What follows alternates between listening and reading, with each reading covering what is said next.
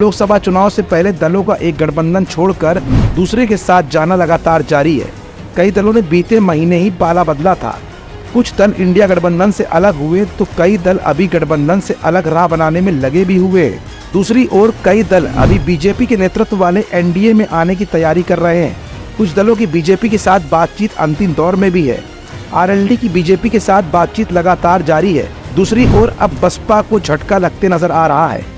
बसपा के साथ एकमात्र सहयोगी दल के तौर पर पंजाब में शिरोमणि अकाली दल है, लेकिन सूत्रों की माने तो अकाली दल अब फिर से बीजेपी के नेतृत्व वाले गठबंधन की राह तलाश रहा है।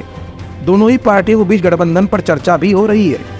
सूत्र ये भी बताते हैं कि दोनों के बीच बातचीत अंतिम दौर में भी है, लेकिन अब मायावती ने आगामी लोकसभा चुनाव में किसी गठबंधन के साथ नहीं जाने का फैसला भी कर लिया है। जबकि दूसरी ओर सूत्रों की माने तो अगले कुछ दिनों में बीजेपी और शिरोमणि अकाली दल के बीच गठबंधन का ऐलान भी किया जा सकता है। अगर ऐसे में गठबंधन का ऐलान होता है तो अकाली दल फिर से एनडीए में वापसी कर जाएगा। बता दें कि अकाली दल बीजेपी की पुरानी सहयोगी पार्टी रही है। 1997 से लेकर सितंबर 2020 तक अकाली दल बीजेपी के साथ गठबंधन में रही थी। ऐसे में मायावती का एकमात्र सहयोगी दल अकाली दल भी अगर एनडीए की तरफ झुक जाता है और एनडीए से समझौता कर लेता है तो निश्चित तौर पर पहले से ही मजबूत बीजेपी मायावती के राजनीतिक करियर पर भी प्रश्न चिन्ह लगवा सकती है।